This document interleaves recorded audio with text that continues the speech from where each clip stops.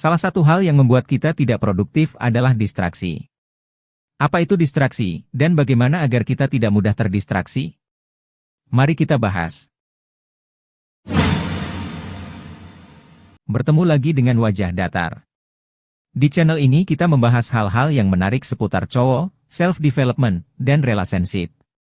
Jika kamu suka, silahkan subscribe dan nyalakan notifikasinya, agar kamu tidak ketinggalan video-video terbaru dari kami.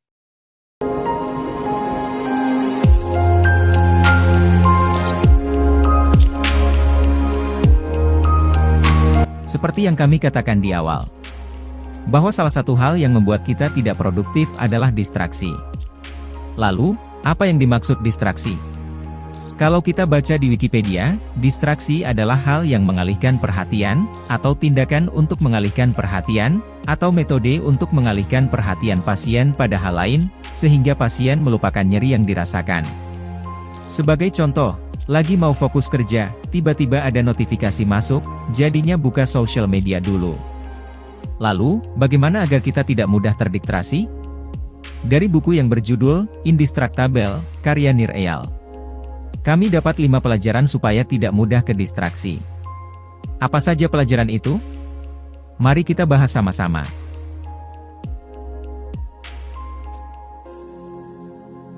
Yang pertama, distraksi itu bisa kelihatan produktif.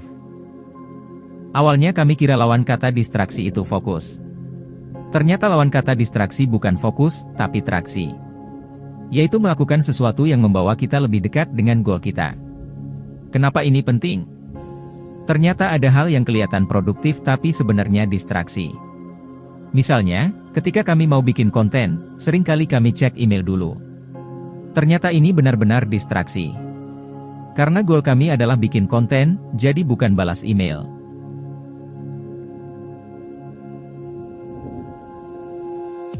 Kedua, sumber distraksi itu sebenarnya internal. Waktu baca buku ini kami agak kaget, selama ini kami kira sumber distraksi itu dari luar. Ternyata, rangsangan dari luar itu cuma pemicu dari distraksi. Dan distraksi ini terjadi karena secara internal kita sedang rentan dipicu. Setelah dipikir, kami mendistrak diri kami sebelum bikin konten. Karena, buka email itu membuat kami lupa dengan, dalam tanda kutip, beban, kami sejenak. Dan balas email lebih memberikan kesan kemajuan daripada bikin konten. Ternyata, otak kami mengasosiasikan bikin konten sebagai hal yang membosankan.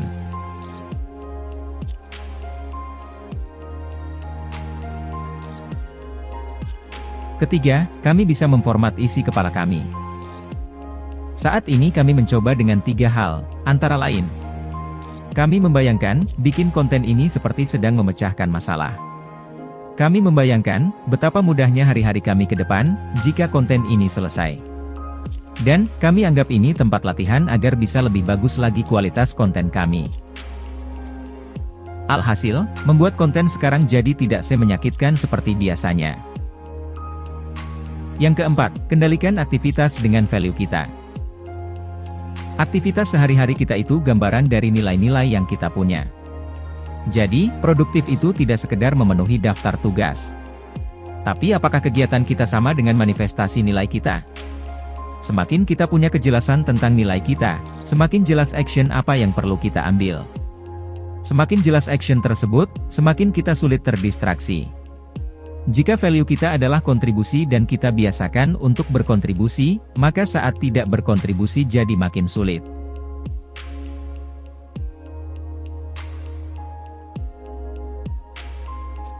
Dan, yang kelima, buat komitmen sebelumnya agar distraksi jadi sulit.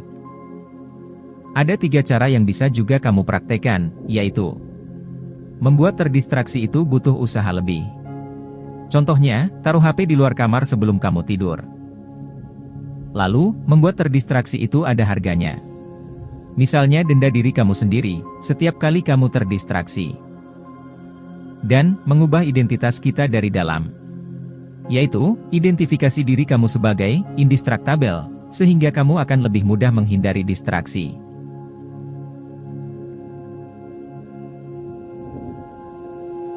Apakah kamu juga sering terdistraksi saat sedang fokus mengerjakan sesuatu, atau kamu punya solusi lain agar tidak mudah terdistraksi? Silahkan tulis di kolom komentar.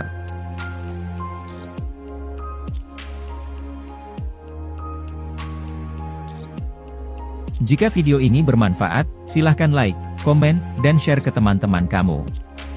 Dan jangan lupa, bagi yang belum subscribe, silahkan subscribe dan nyalakan notifikasinya, agar tidak ketinggalan video-video terbaru dari kami. Sampai jumpa di video selanjutnya.